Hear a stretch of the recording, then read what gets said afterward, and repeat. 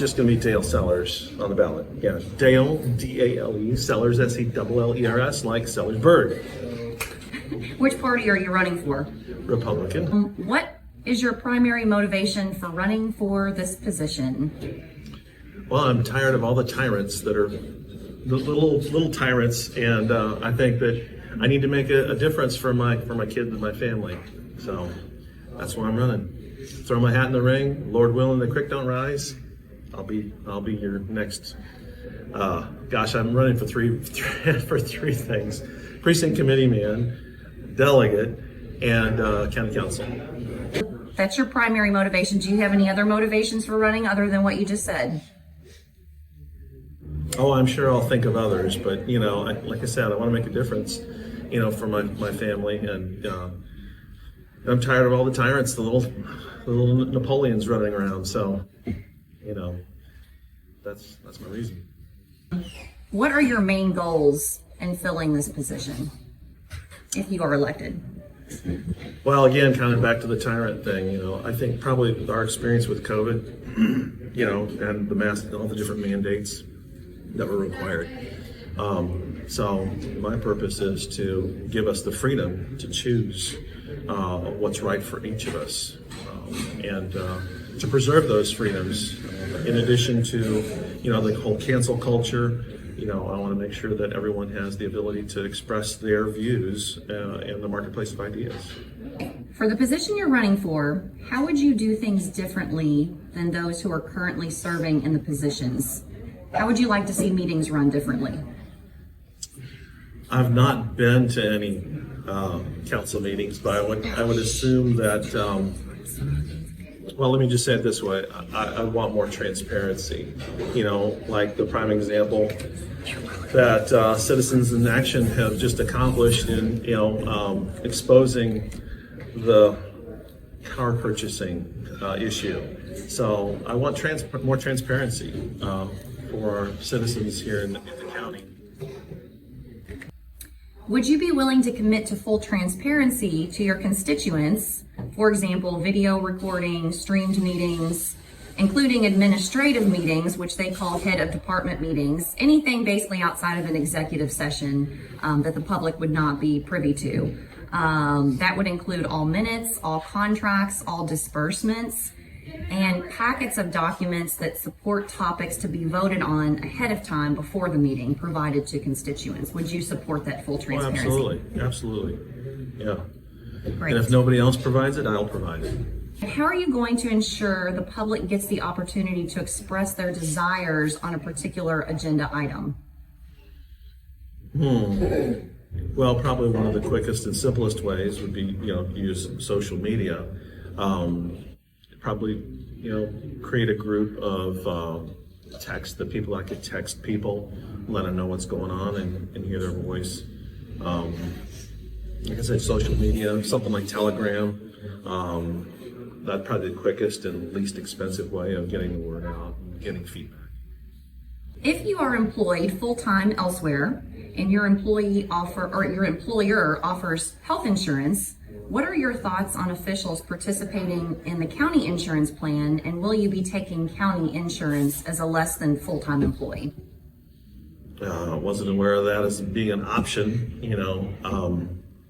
I think what I would do is ask the citizens what they think they would be best. What would serve them best, not what would serve me best. Have you familiarized yourself with past minutes, budgets, additional appropriations, expenditures, and policies for the position you're running for yet? No, I haven't. Do you intend to? Yes, I'd love to. Yeah, absolutely. When subcommittees are created or members are appointed to existing subcommittees, will you commit to making those names of members public because they are currently unknown in some of the subcommittees and boards? Yeah, I'm all for full transparency in every way, shape, and form that I can provide it. Yeah, it's we as elected officials have to report back to people who elected us, and so that's very important for me. Do you have any relatives, close friends, or business partners serving as government employees on a board or as an elected official? None at all. Although I do have somebody that that's also running, has the same last name, but there's no relation. No relation between you and Connie Sellers? That is correct. Okay. Have you ever worked with Jamie Knoll, under Jamie Knoll, received a promotion under Jamie Knoll, received campaign contributions or any other gifts from Knoll, including government, business, or volunteer positions? None at all. All right. What communication have you had with the current GOP chair, if any, or the current leadership in our Clark County GOP? I went to a precinct committeeman meeting with John Colburn, and Connie Sellers happened to be there. And I learned at that meeting that she's kind of the chair because Jamie's indisposed at the time. And he's actually the chair, but I guess she's the co-chair. Yes. So that's the only time I've, with the exception of when we first met doing SIP meetings, that's really the only interaction I've had with her. Other than another time, I volunteered to work the polls and had some interaction with her on that. So since then, that was true at that time. So Jamie has stepped down. They held a caucus. Ron Grooms is now the GOP chair as of the 8th. And so he's kind of taking over from here. Connie stepped down shortly after that meeting as vice chair, so she's out. Okay. So the new vice chair is Fanny Grubbs-Broxson under Ron Grooms. And Ron has also, will be appointing a new secretary and treasurer to replace John Miller and Matt Owen. So it's like a whole new thing. So just for your information, if you did want to connect with people, those would be the people. And do you plan on attending the meet and greet, which is March the 2nd? It's going to be held by the GOP Clark County Women's Group at the REMC. And I think it's at 9 a.m. What day of the week is it? Saturday? Saturday, yes. Yeah, I should be able to make that, yeah. Okay, all right. What else do you want voters to know? Oh gosh, well, I'm a father of 13 children with my bride of 24 years, and yes, they're all ours. We're not a Brady Bunch.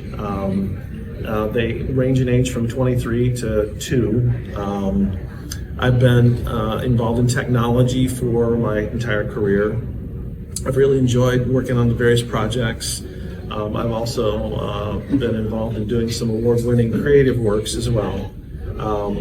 So I think one of the main things that I bring to the table is creative problem-solving solutions for things that people have said can't be done. So if you have a situation where you say it can't be done, call on me. I'll see what I can find out and see what I can do.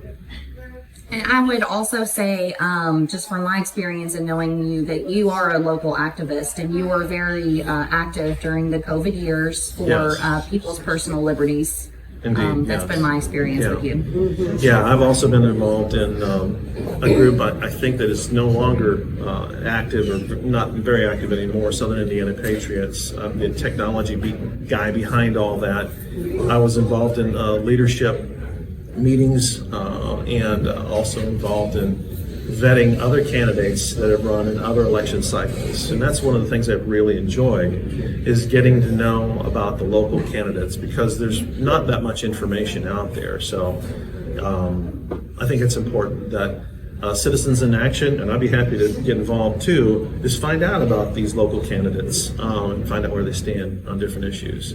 Along those lines, my family believes in Jesus Christ, God, and His Father is our Creator, and we have a deep faith, and God is in control.